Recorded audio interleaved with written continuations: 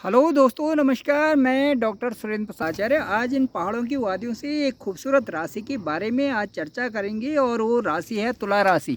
तो तुला राशि का जो एक वो है उसके बारे में मैं आपको बताऊंगा कि तुला राशि एक बहुत ही सुंदर और अद्भुत राशि है। सबसे पहली बात तो ये है कि इनका जो लॉर्ड होता है लिब्रा साइन का, वो होता है वीनस, वो होता है शुक्र।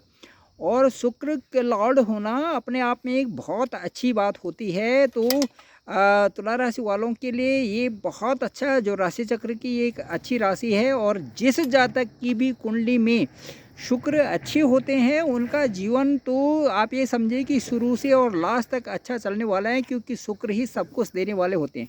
जैसे कि महालक्ष्मी का मंत्र होता है, महालक्ष्मी विद्महि पावनामय धीमहि तन्नो लक्ष्मी प्रचोदयात्। इसी तरह से उनकी शुरुआत हो जाती है। और महालक्ष्मी सब कुछ देने वाली है। लक्ष्मी जो है बहुत ज़रूरी भी है और जीवन जीने की एक शक्ति भी है जो कि सब कुछ देती है। तो ये तुला राशियों के लिए एक अद्भुत वरदान है महालक्ष्मी का और शुक्र का। तो वीनस ग्रह जो है महालक्ष्मी को डिनोट करता है और ये बहुत अच्छी बात है। अच्छा, अब हम बात करते हैं कि भाई जो गोचर ग्रह है, जो तुला राशि में जो गोचर की इस समय स्थिति है वो क्या है। तो इस समय जो गोचर की स्थिति थी अभी तक, जो 30/10/2023 तक थी, वहाँ पर तुला राशि में राहु थे। और उसके बाद तुला राशि के ठीक जो सामने उनका सप्तम भाव था, वहाँ पर जो राहु गोचर कर रहे थे और तुला राशि में केतु थे। तो अब केतु वहाँ से चले गए हैं ठीक आपके 12वें हाउस में। अब जब वहाँ से तुला राशि, तुला का मतलब है कि आपका चंद्रमा, तो चंद्रमा में केतु की स्थिति बनी हुई थी पूरे 18 महीने तक। अब जो है केतु वहाँ से हट गए हैं और आपके द्वादश भाव में चले गए हैं तुला राशि के। तो मैं ये कहूँगा दोस्तों कि अब 7वें घर से निकल करके जो राहु हैं आपके आपके जो तुला राशि वालों के, जो 7वें घर से निकल करके और राहु चले गए 6ठे घर में। और ठीक वैसे ही केतु ने भी 12वें घर में अपना स्थान ले लिया है अभी 30/10/2023 के बाद। अब चंद्रमा से 6ठे स्थान में जो राहु होते हैं, राहु का फल अच्छा होता है। राहु का 6ठे स्थान में बैठना मतलब सबसे पहले हमें ये देखना पड़ता है कि तुला राशि से 6ठा स्थान क्या है। तो चल, तुला राशि से 6ठा स्थान हो गया 12 अंक का, 12 अंक का। अब 12 अंक का हो गया तो 12 का जो लॉर्ड है वो है बृहस्पति। अब बृहस्पति के घर में वहाँ पर राहु चले गए 6ठे स्थान में। दूसरा हमें ये देखना पड़ता है कि 6ठा स्थान क्या डिनोट करता है। तो 6ठा स्थान हो गया रोग का, ऋण का, और जो डिस्प्यूट्स हैं उनका, और जो आपके संबंध हैं, जो मामा चाचा ताऊ, इस तरह से जो संबंध हैं बहुत सारे, जो दुनिया के संबंध हैं वो भी वहीं पर आ जाते हैं। तो कहते भी हैं कि जिसने अपना 6ठा स्थान जीत लिया, यदि किसी कुंडली में 6ठा स्थान अच्छा है और वहाँ पर अच्छे ग्रह बैठे हुए हैं, उसी के अनुसार मैलेफिक ग्रह जैसे शनि है, राहु है, ये बैठे हुए हैं, तो 6ठा स्थान ठीक होता है। क्योंकि उनका एक जो दूसरों को डील करने का जो तरीका होता है वो इस तरह से होता है कि सामने वाले पर उसका प्रभाव पड़ता है। और यदि वहाँ पर साधारण ग्रह बैठे हों और मैलेफिक भी हों तो दिक्कत हो जाती है, फिर किसी को भी डील करना, कोई आपकी आपकी बात का विश्वास नहीं करता, इस तरह से होता है। तो 6ठे घर में राहु का बैठना ठीक है। और 6ठा घर होता है, जैसे मैं कहता, ऋण का है, या उस रोग का है, या डिस्प्यूट्स का है, या रिलेशंस, जो आपके दूर के रिलेशंस हैं, ठीक है, इनका है।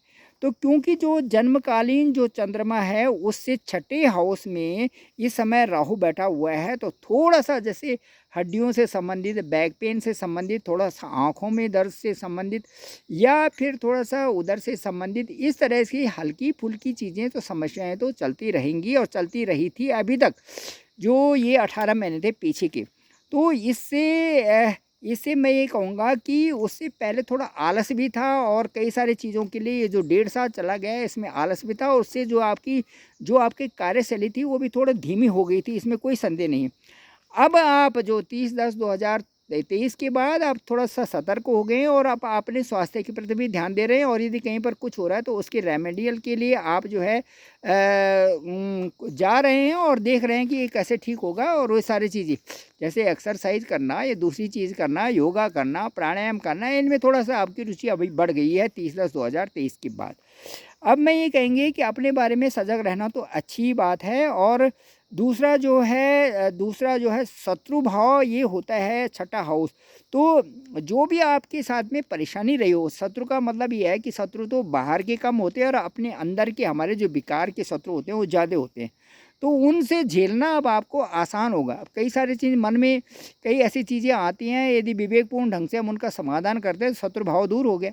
तो यही कहने का मतलब मेरा ये है कि जैसे बोलते हैं शत्रुओं पर आप विजय प्राप्त करोगे, आपका ये चल रहा है वो चल रहा है। अरे सबसे बड़े शत्रु तो अपने अंदर हैं। तो अपने अंदर यदि हम सौम्यता लाते हैं और उस प्रकार की एक समझौतापूर्ण वाली ज़िंदगी हम जीते हैं, तो अपने आप ही शत्रु तो पहले ही डाउन हो जाते हैं।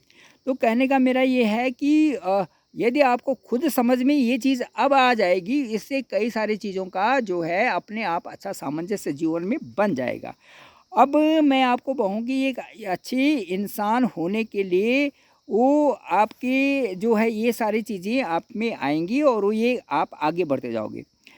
अच्छा, अब मैं ये बताता हूँ कि पहले 7th हाउस में राहु थी आपकी, तो एक प्रकार का जो है कन्फ्यूजन था, चिड़चिड़, क्योंकि सामने केतु बैठे हुए थे आपके लग्न में। तो चिड़चिड़ापन, कन्फ्यूजन और थोड़ा-सा इस तरह से बनी हुई थी स्थिति, और नकारात्मक बातें ज़्यादा आ रही थी दिमाग में कि यार ये करें कि ना करें, या इससे क्या फ़ायदा, क्या नहीं पता। और क्योंकि चंद्रमा होता है मन का कारक, और मन का कारक होने के कारण इसमें कई सारी चीज़ें ऐसी आती हैं जिनका औचित्य नहीं है, लेकिन वो आपके मन को वो चीज़ें लग जाती हैं और इससे कई सारी चीज़ें डिस्टर्बेंसेस हो जाती हैं जो उस समय चलती रहती है, चाहे व्यवसाय से संबंधित हो, नौकरी से संबंधित हो, या और कोई भी हो।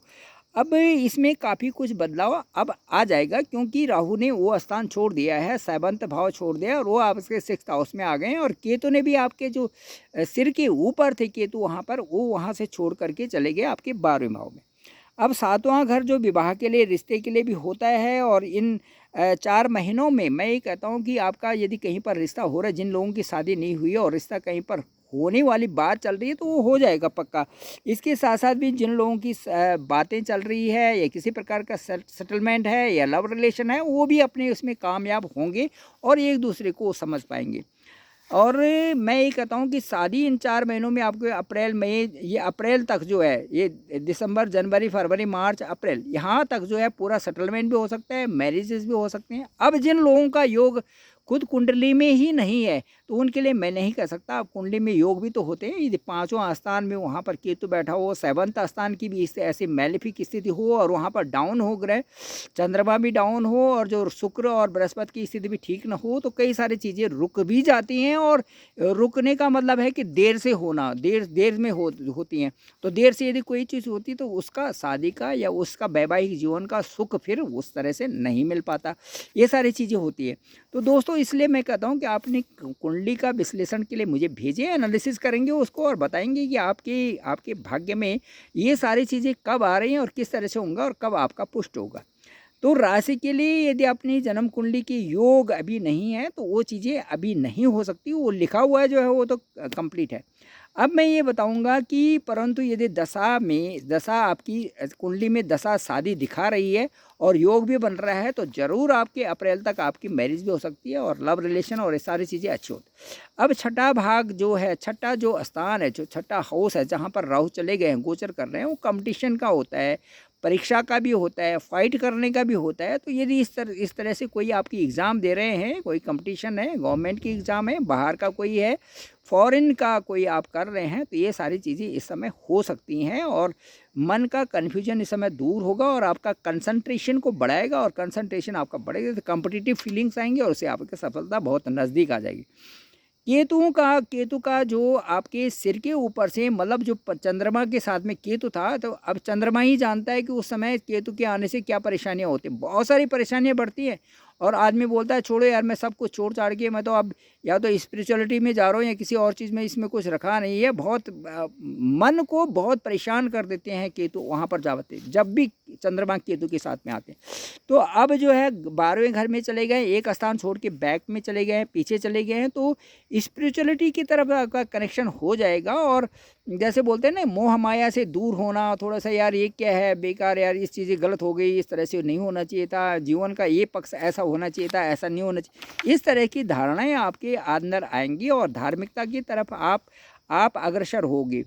पहले आपकी चंद्रमा पर केतु थे, तो चंद्रमा के में केतु होने से कई तरह के ख्याल आ जाते थे और वर्तमान स्थिति में आप जो है असंतुष्ट दिखते थे और यह केतु ही कर देता था। परंतु जब अब केतु की राशि हट गई है, चंद्रमा 12वें हाउस में चले गए हैं, तो इससे आप कई मामलों में रिलैक्स भी होंगे और जीवन को जीने के लिए आपकी एक नई स्फूर्ति भी आपके साथ में आ रही है।